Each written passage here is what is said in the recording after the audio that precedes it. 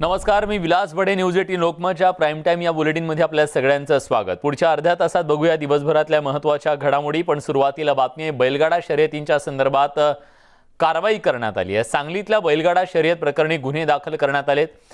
भाजपचे आमदार गोपीचंद पडळकर यांच्यासह 41 कार्यकर्त्यांवर गुन्हे दाखल करण्यात आलेत. संचारबंदीच्या आदेशाचं उल्लंघन करणं, सुप्रीम कोर्टाच्या आदेशाचा भंग करणं या प्रकारचे गुन्हे त्यांच्यावर दाखल करण्यात आलेत. आपत्ती व्यवस्थापन अधिनियम अंतर्गत गुन्हा दाखल करण्यात आलाय. प्राणी जीव कायद्याअंतर्गत सुद्धा गुन्हे दाखल करण्यात आलेत. न्यूज 18 लोकमतच्या बातमीचा इम्पॅक्ट पाहायला मिळतोय. आम्ही बातमी दाखवली आणि त्यानंतर हे गुन्हे दाखल करण्यात आले. आसिफ मुरसल आपले प्रतिनिधी आता आपल्यासोबत आहेत. आसिफ, चकवा तर दिला प्रशासनाला, पोलिसांना आमदार गोपीचंद पडळकर यांनी, पण आता कायदेशीर कारवाईला सुद्धा त्यांना सामोरं जावं लागतंय. काय त्यांच्यावर कारवाई झाली नेमकी? विलास, आपण म्हणताय त्याचं बरोबर आहात की त्यांना आता कायदेशीर कारवाई समोर जावं लागणार आहे. कारण का सर्वोच्च न्यायालयाने अगोदरच बंदी घातली की बैलगाडी शर्यती किंवा बैलगाडी पळवणे या संदर्भात सर्वोच्च न्यायप्रविष्ट बाब असल्यामुळे या प्रकरणावर बंदी घालण्यात आली. त्याचप्रमाणे गोपीचंद पडळकरने आज गनिमी कावाने बैलगाडी शर्यतीचं आयोजन केलं होतं आणि ती सकाळीच्या शर्यती पार पडल्या आणि त्यामुळे प्रशासनानं आज कारवाई केलेली आहे. याचबरोबर कोरोनाचे जे नियम आहेत त्या नियमाचं भंग केलं. तसंच जिल्ह्यामध्ये ज्या ठिकाणी आटपाडीमध्ये तालुक्यात संचारबंदी होती, जमावबंदी, त्याचं भंग केलं आणि वन्यजीव प्राणी कायद्यानुसार प्राण्यांना हुसकावणे किंवा त्यांना हे त्रास देणे अशाच पद्धतीनं त्यावर सुद्धा त्यांच्यावर गुन्हा दाखल केलाय. याच पद्धतीनं गोपीचंद पडळकरसह 41 कार्यकर्ते आणि अन्य 8 ते 10 लोक अशा लोकांवर कारवाई करण्यात आली आहे, म्हणजे गुन्हा दाखल करण्यात आलाय. विलास, धन्यवाद आसिफ, तुम्ही दिलेल्या सगळ्या सविस्तर माहितीबद्दल. सदाभाऊ खोत आता आपल्या सोबत आहेत. सदाभाऊ, हे जे गुन्हे दाखल करून राज्य सरकारनं सुद्धा एक प्रकारे इशारा दिलेला आहे की कायद्याचं उल्लंघन करणार असाल तर तुमच्यावर कारवाई होईल. मला वाटतं की जी मंडळी सत्तेत नव्हती त्यावेळी बैलगाडा शर्यत चालू नाही झाली तर आम्ही रस्त्यावर उतरू अशा पद्धतीच्या वल्गना ज्या लोकांनी केलेलं होतं, त्यांचं पुतना मावशीचं प्रेम शेतकऱ्याप्रती किती आहे हे यातून आता खऱ्या अर्थानं स्पष्ट झालेलं आहे. एका बाजूला या 2 वर्षाच्या कोरोनाच्या महामारीमध्ये कोरोनाच्या नावाखाली सर्वसामान्य माणसाचा आवाज दाबायचा आणि जगणं मुश्किल करायचा अशा पद्धतीनं सरकार खऱ्या अर्थानं या राज्यामध्ये राज्यकारभार करत आहे. आणि म्हणून निश्चित भले शेतकऱ्यांच्या प्रश्नासाठी आम्हानी गुन्हाच काय, परंतु आम्हानी त्यांनी फाशीवर जरी लटकवलं तरी आम्ही आमच्या शेतकऱ्यासाठी आयुष्यभर लढतच राहू. कारण माझा शेतकरी हा प्रामाणिक, कष्टाळू आणि शेताभातात राबणारा हा गावगाड्यातला शेतकरी आहे आणि या गावगाड्यातल्या माणसाबरोबर आम्ही आयुष्यभर त्याच्या सोबतीला राहत आहोत. धन्यवाद सदाभाऊ, तुम्ही न्यूज 18 लोकमतला ही सविस्तर प्रतिक्रिया दिली त्याबद्दल. यानंतर वळूयात पुढच्या बातमीकडे. माजी गृहमंत्री अनिल देशमुख यांच्या प्रकरणाचा तपास सीबीआयकडे सोपवण्याच्या हायकोर्टाच्या निर्णयाला राज्य सरकारनं दिलेलं आव्हान फेटाळून लावण्यात आलं. त्यामुळे आता राज्य सरकारला सीबीआयला सहकार्य करणं भाग पडणार आहे. मात्र असं असलं तरी रश्मी शुक्ला यांच्या फोन टॅपिंग अहवालाचं मुख्य पत्र तपास यंत्रणेला देण्याबाबत विचार करू, मात्र सरसकट संपूर्ण अहवाल द्यायला राज्य सरकारचा विरोध असल्याचं हायकोर्टात सांगण्यात आलं. राज्य सरकारतर्फे ज्येष्ठ कायदेतज्ञ रफिक दादा यांनी ही माहिती दिली. त्यावर राज्य सरकार आणि सीबीआयनं यात सुवर्णमध्य काढत तोडगा काढावा असं मत हायकोर्टानं व्यक्त केलं. तसंच त्या अहवालातील नेमकी कोणती कागदपत्र सीबीआयला देऊ शकता यावर येत्या मंगळवारपर्यंत भूमिका स्पष्ट करण्याचे निर्देश हायकोर्टानं दिले. नेमकी कोणती कागदपत्र त्यांना हवी आहेत, त्याची किती प्रती त्यांना हव्या आहेत, कशासाठी हव्या आहेत याची कोणती माहिती उपलब्ध नसल्याचं सरकारच्या वतीनं आज हायकोर्टात सांगण्यात आलं. अजित मांढरे आपले प्रतिनिधी आता आपल्यासोबत आहेत. अजित, जेव्हापासून हा गुन्हा दाखल झाला तेव्हापासून राज्य सरकार विरुद्ध सीबीआय किंवा केंद्र हा एक वाद सुरू आहे. या वादात न्यायालयीन लढाई झाली. न्यायालयीन लढाईचा निर्णय हा सीबीआयच्या बाजूने आला, पण तरी सुद्धा अजूनही हा संघर्ष संपत नाहीये. काय नेमकं कोर्टात झालं आणि या अहवालावरून आज काय महाभारत घडलं? विलास, सर्वात पहिले म्हणजे जे या सगळ्या प्रकरणात आता आपल्याला स्पष्टपणे दिसतंय नेमकं अनिल देशमुख यांनी आणखी किती याचिका केलेल्या आहेत याबाबत स्पष्टता नाहीये. पण जर आपण पाहिलं तर सीबीआयनं अनिल देशमुख यांच्या विरोधामध्ये मागितलेली कागदपत्रे किंवा काही जो गुन्हा रद्द केलेला आहे त्यापैकी काही मुद्दे वगळावेत असे जे अनेक मुद्दे धरून राज्य सरकारनं सीबीआयच्या याचिकेला त्या ठिकाणी ज्यांनी एफआयआर दाखल केली होती त्या एफआयआरला मुंबई उच्च न्यायालयामध्ये आव्हान केलं होतं. ते आव्हान आता राज्य सरकारचं पूर्णपणे संपुष्टात आलेलं आहे. हे आजच्या सुनावणीवरून स्पष्ट झालेलं आहे. कारण हायकोर्टाने हे स्पष्ट केलेलं आहे की जर तुम्हाला निर्देश आहेत तुम्हाला पूर्णपणे जे एजन्सी आहेत त्यांना सहकार्य करावं लागेल. काही अडचणी असतील तर न्यायालय म्हणून आम्ही तुमचं करत आहोत. तुम्ही आमच्याकडे तुमची बाजू मांडा. आम्ही ते सोडवायला तयार आहोत. एकंदर ह्या सगळ्या बाबी ज्या लक्षात घेतल्या तर कुठेतरी आता अनिल देशमुख यांना सीबीआय असेल किंवा सीबीआय चौकशीमध्ये गेले होते पण आता ईडी चौकशी त्यांना सामोरं जावं लागेल अशी एकंदर परिस्थिती दिसते. आता हे सोडलं तर अनिल देशमुख यांनी नेमकी कुठे याचिका अजून केलेल्या आहेत त्याच्याबाबत स्पष्टता नाहीये. दुसरा मुद्दा याला रश्मी शुक्ला यांच्या बाबतीतला.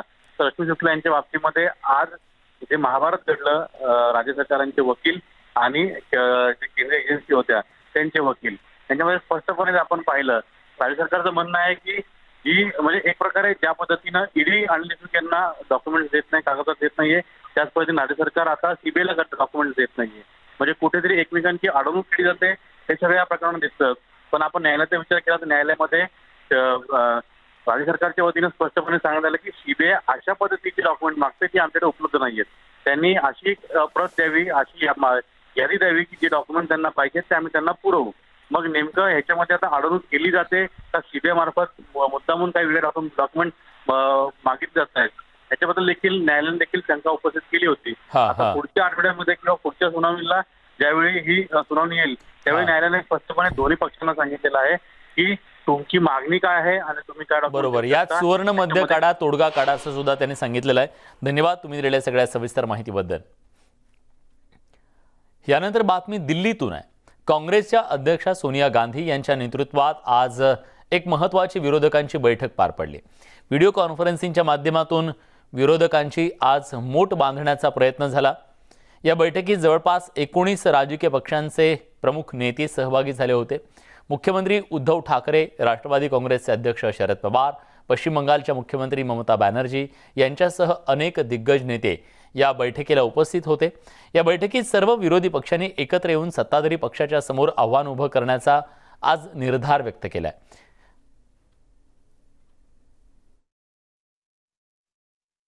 याचाच अर्थ आहे की यूपीए मजबूत आहे आणि राज्यातली महाविकास आघाडी सुद्धा मजबूत आहे. शिवसेनेने प्रत्यक्ष यूपीए मध्ये सहभागी व्हावं असं वाटतं तुम्हाला? झालं तर आनंदच होईल. यूपीए मध्ये अन्य पक्ष सुद्धा आहेत जे नसतील त्यांनी सामील झालं तर विरोधी पक्षाची जी काही एकजूट आहे ती अधिक मजबूत होईल. काँग्रेस अध्यक्ष सोनिया गांधी यांच्या नेतृत्वामध्ये आज व्हिडिओ कॉन्फरन्सच्या माध्यमातून सर्व विरोधी पक्षांची बैठक झाली. या बैठकीमध्ये जवळपास 19 राजकीय पक्ष समाविष्ट होते. त्यामध्ये राज्याचे मुख्यमंत्री उद्धव ठाकरे यांच्याशिवाय राष्ट्रवादी काँग्रेस पक्षाचे अध्यक्ष शरद पवार, याशिवाय तृणमूल काँग्रेसचे अध्यक्ष ममता बॅनर्जी हे उपस्थित होते. आणि महत्त्वाचं म्हणजे जर बघितलं उद्धव ठाकरे यांनी या बैठकीमध्ये ज्या माहिती पुढे आली ज्यामध्ये त्यांनी स्पष्ट केलं आहे की बिगर भाजपाचे जे राज्य आहे त्या राज्यांसोबत ज्या पद्धतीने भेदाभेद केली जाते, दुजाभाव केला जातो, त्या संदर्भातली माहिती या बैठकीत त्यांनी दिली. त्यासोबतच शरद पवार यांनी स्पष्ट केलं की सहकार जो मंत्रालय तयार करणार त्या मंत्रालयामुळे राज्यांच्या अधिकारावर घाला टाकण्यात येत आहे अशा प्रकारचे मुद्दे या बैठकीत उपस्थित झाले. सोबतच सर्व विरोधी पक्षांनी महत्त्वाचं म्हणजे जर बघितलं सर्व विरोधी पक्षांनी सत्ताधारी जे भारतीय जनता पक्षाचे सरकार आहे त्याच्या विरोधात एकत्र येण्याची आवश्यकता आहे असंही आजच्या बैठकीमध्ये सोनिया गांधी यांनी म्हटलेलं आहे. नवी दिल्लीहून व्हिडिओ जर्नलिस्ट अर्जुन सिंगसह प्रशांत रामदास, न्यूज 18 लोकमत. यानंतरची बातमी आहे मराठा आरक्षणासंदर्भातली. कोल्हापूर, नाशिक नंतर आज नांदेडमध्ये मराठा क्रांती मोर्चाच्या वतीनं आंदोलन करण्यात आलं. खासदार संभाजीराजेंच्या नेतृत्वाखाली हे आंदोलन करण्यात आलं. यावेळी त्यांनी मराठा समाजावर अन्याय होत असून त्यांची बाजू कोण मांडणार असा सवाल विचारला. तर यावेळी त्यांनी संसदेत बोलू दिलं नसतं तर खासदारकी सोडून दिली असती असंही म्हटलं. नांदेडमधील भाषणात त्यांनी अशोक चव्हाणांवर सुद्धा टीका केली. नांदेडच्या सुपुत्रांना संभाजीराजेंना भेटायला वेळ मिळाला नाही असा टोलाही त्यांनी लगावला. आपल्या मागे समाजाची ताकद आहे, शिवशाहूंचा वारसा आहे आणि शिवशाहूंचा वारसा गप बसणार का? दिल्लीत सुद्धा औरंगजेबला ज्यावेळी शिवाजी महाराज भेटायला गेले होते त्यावेळी शिवाजी महाराज सुद्धा ज्यावेळी आपण अपमान केलं त्या औरंगजेबनी, त्या औरंगजेबला असं धुडकावून लावून तिथं बाहेर पडले. मी ठरवलं होतं, मी जर तिने मला बोलायला दिलं नाही त्या दिवशी, अरे कुठल्या खासदारकी सोडून टाकली म्हणून. तिथं आले दिल्लीत. कोण आले दिल्लीत? नांदेडचे सुपुत्र. त्यांनी दौरा केला, अनेक लोकांना भेटले, शिवसेनेतल्या लोकांना भेटले, तिथं काँग्रेसच्या लोकांना भेटले, पण त्यांना संभाजीराजांना भेटायला वेळ नव्हता. का संभाजीराजांना भेटायला वेळ नव्हता? नांदेडकरांनी त्यांना प्रश्न विचारावा, त्यांना का भेटले नाहीत? समाजाचं नेतृत्व कोण करते हो? आज नाही, 2007 पासून राजकारण विरोध करतोय. तर आजचं हे आंदोलन भाजप प्रणित होतं आणि आंदोलनकर्त्यांनी संभाजीराजेंना ते सांगितलं नाही. संभाजीराजेंनी आंदोलन कोण करतंय याची माहिती घ्यायला हवी होती, असं अशोक चव्हाण म्हणाले. विरोधी पक्षाच्या नेत्यांनी आग्रह धरल्यानंतरच संभाजीराजेंना त्या ठिकाणी बोलू दिलं गेलं होतं आणि लोकसभेत भाजपचा एकही सदस्य महाराष्ट्रातला या म्हणजे मराठा समाजाचा या बाबतीमध्ये बोलू दिलं नाही त्यांना किंवा ते बोलले नाहीत, ही वस्तुस्थिती आहे. त्यामुळे हे सर्व जो डाव आहे तो आता भाजपवर उलटलेला आहे आणि म्हणून डॅमेज कंट्रोल एक्सरसाइज करण्याचा प्रयत्न भाजपने महाराष्ट्रामध्ये सुरू केलेला आहे. कदाचित हे राजेंच्या कानापर्यंत आलं नसावं असं माझं मत आहे आणि म्हणून या सगळ्या गोष्टीचा त्यांनी थोडीशी माहिती बारकाईने घ्यावी अशी माझी अपेक्षा आहे. केंद्रीय अर्थ राज्यमंत्री डॉक्टर भागवत कराड यांना जालन्यात जनआशीर्वाद यात्रेच्या दरम्यान मुंडे समर्थकांचा रोष पत्करावा लागला. जनआशीर्वाद यात्रेच्या निमित्तानं डॉक्टर कराड गुरुवारी जालना शहरात दाखल झाले. दरम्यान डॉक्टर कराड यांचा ताफा शहरात येताच काही मुंडे समर्थकांनी कराड यांच्या विरोधात जोरदार घोषणाबाजी केली. या कार्यकर्त्यांच्या हातात गोपीनाथ मुंडे यांचे पोस्टर होते. आमचा रोष पक्षावर नसून डॉक्टर भागवत कराड यांच्यावर आहे. भगवानगडाशी गद्दारी करून जो मोठा होईल त्याला ते कधीच पचणार नाही असा टोला देखील आंदोलनकर्त्यांनी कराड यांना लगावला. ही घोषणाबाजी केलेली आहे ही पक्षाच्या विरोधार्थी नाहीये, ही फक्त एकाच माणसाच्या विरोधात आहे, ज्या माणसाने भगवानगडाशी गद्दारी केली आणि मुंडे घराण्याशी गद्दारी करून पदासाठी लाचारी झाला. तो माणूस म्हणजे कराड. या कराड साहेबांच्या विरोधात आम्ही ही घोषणाबाजी केलेली आहे. बातमी नागपुरातून आहे. आज नागपूर मेट्रोचं उद्घाटन करण्यात आलं. यावेळी राज्याचे मुख्यमंत्री उद्धव ठाकरे आणि नितीन गडकरी उपस्थित होते. यावेळी उद्धव ठाकरेंनी गडकरींनी लिहिलेल्या पत्राला उत्तर दिलं. नितीनजी, तुम्ही गोष्टी तर खूप प्रेमाने करता, मात्र पत्र कठोर लिहिता. मी तुम्हाला शब्द देतो, मी कोणालाही विकासाच्या आड येऊ देणार नाही असं आश्वासन आज मुख्यमंत्र्यांनी दिलं.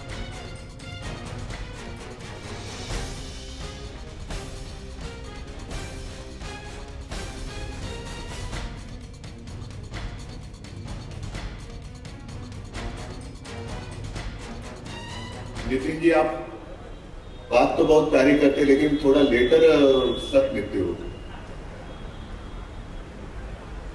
तुमचं आणि आमचं नातं हे थोडंसं वेगळं आहे. तुम्ही सुद्धा कर्तव्य कठोर आहात, आम्ही सुद्धा कर्तव्य कठोर आहोत आणि आपल्याला कल्पना आहे की शिवसेना प्रमुखांची जी शिकवण आहे, मी म्हणतो की ती आपण सुद्धा घेतलेली आहे की जनतेशी कधीही गद्दारी करायची नाही, विश्वासघात करायचा नाही, जनतेच्या कामात कुठलाही अडथळा येऊ द्यायचा नाही. आणि म्हणून मी एक थोडासा हलका फुलका उल्लेख जरी केलेला असला आपल्या पत्राचा, तरी देखील एक मी आपल्याला ग्वाही देतो की कोणत्याही पद्धतीने कोणत्याही प्रकारे जनतेच्या विकासाच्या कामाच्या आड मी कोणालाही येऊ देणार नाही, ही माझ्याकडनं आपल्याला ग्वाही आहे. दरम्यान याच कार्यक्रमात नितीन गडकरी यांनी मेट्रोच्या अधिकाऱ्यांना कानपिचक्या दिल्या. मेट्रोचा रंग आवडला नाही तो बदलून टाका असं गडकरींनी त्यांच्या शैलीत अधिकाऱ्यांना सांगितलं. इसका सेंटरिंग बराबर नहीं था, तो ये थोड़ा मेरे ध्यान में आया है, तो जरा कॉन्ट्रैक्टर को कसो और उसको पुटिंग लगाकर ये ठीक करने के लिए लगाओ. दूसरा ये जो पिलर है इसको जरा कलर लगाओ. तो कलरिंग करने से क्या होगा कि और शोभिवंत दिखेगा आपके आर्किटेक्ट से सलाह लेकर बाकी आपने अच्छा ही किया है। और मेरे ये सुझाव जो है आपके कमियों के कारण नहीं है, ये थोड़ा और अच्छा अगर नीचे का भी है प्लेटफॉर्म और आपकी जो क्षमता है। याचसोबत प्राईम टाईम या बुलेटिनमध्ये एक छोटासा ब्रेक नंतर इतर काही महत्त्वाच्या घडामोडी। कुठे जाऊ नका, पहा फक्त न्यूज 18 लोकमत।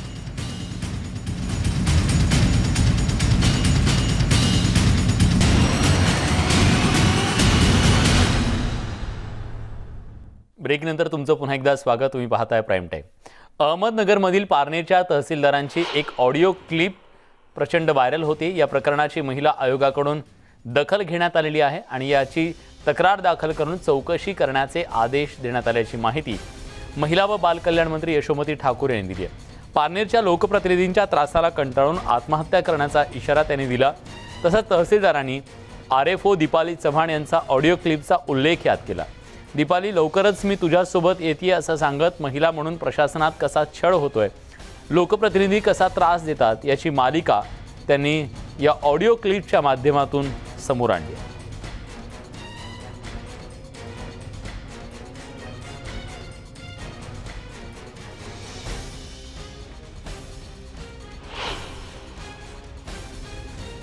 आयोगाला त्यांनी कंप्लेन केलेली आहे। महिला आयोगाचे जे MD आहेत त्यांनी पूर्ण त्याच्यावर नोटीस पाठवली आहे आणि चौकशीचे आदेश दिलेले आहेत। त्याची चौकशी सुरू आहे। जसं ते समोर येईल तसं त्या ठिकाणी तुम्हाला माहिती होईल।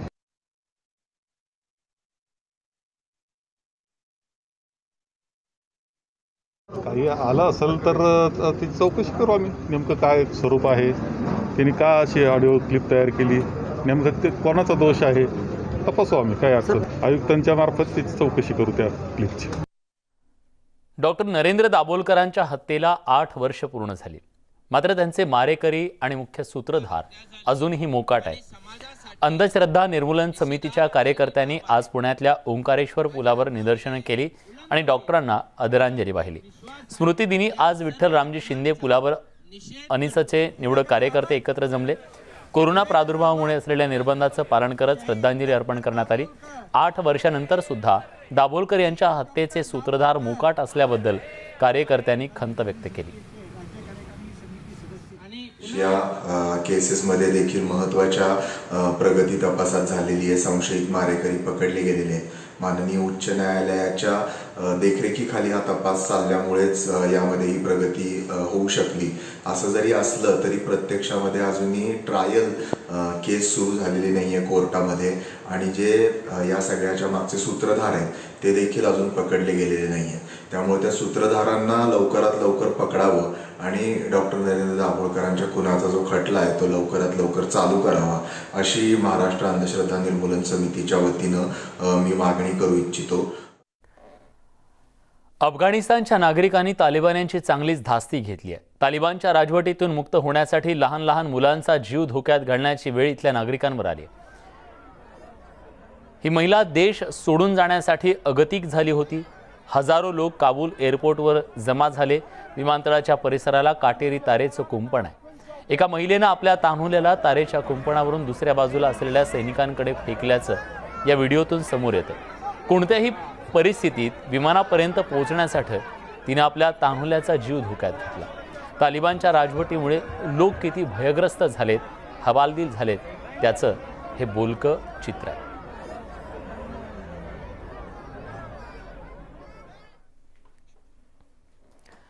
याच सगळ्या घडामोडींसोबत प्राईम टाईम या बुलेटिनमध्ये आपण इथेच थांबतोय। ताज्या घडामोडींसाठी बघत रहा न्यूज 18 लोकमत।